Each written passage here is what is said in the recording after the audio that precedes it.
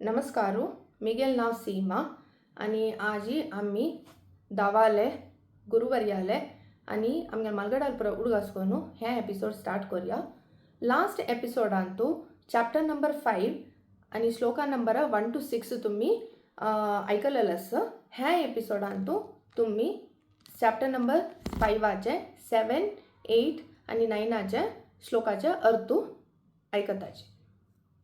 योगयुक्तो विशुद्धात्मा विजितात्मा जितेन्द्रियः सर्वभूतात्मभूतात्मा कुर्वन्नपि न लिप्यते.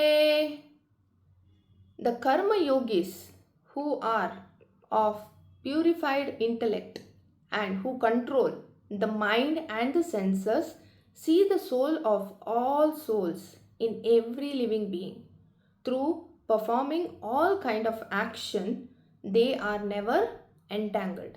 हाजे अर्थ कसं म्हणणार रे, कोणाल इंद्रिय तागेले कंट्रोल अंत असतं की कोणाल मन जो अंतकरण निर्मल जावन असतं की कोणाल शरीर तागेले कंट्रोल अंत असतं की समस्त प्राणीले आत्म कोणाल आत्म जावन असतं की तसले कर्मयोगी का कर्म करत अस म्हणजलरी तो खंचे बंधनांतू असना म्हण म्हणाले या श्लोका नंबर 7चे अर्थ.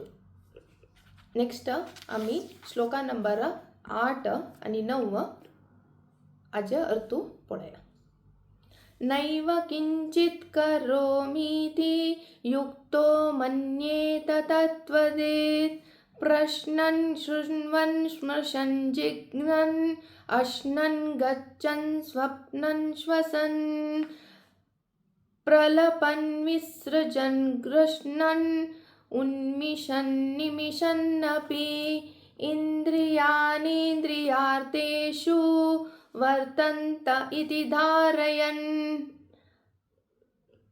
Those steadfast in karma yoga always think, I am not the doer, even while engaged in seeing, hearing, touching, smelling, moving, sleeping, breathing, speaking, exerting, grasping, and opening or closing the eyes. With the light of divine knowledge, they see that it is only the material sense that are moving amongst their objects. हाजर तू कसं म्हणणार रे.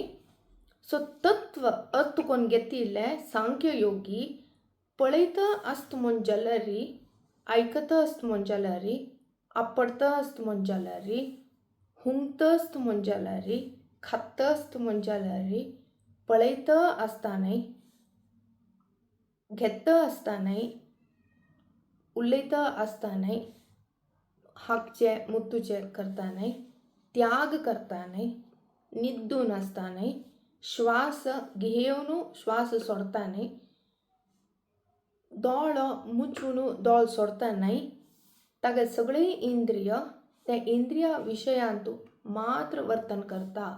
हाजी meaning कसं म्हणणार या अर्थ कोण घेतील मनीषू हांव स्वता जावन कसने करना म्हूण ताका फस्ट ताका गोतसता. म्हणून हे श्लोक नंबर 8चे आणि 9चे अर्थ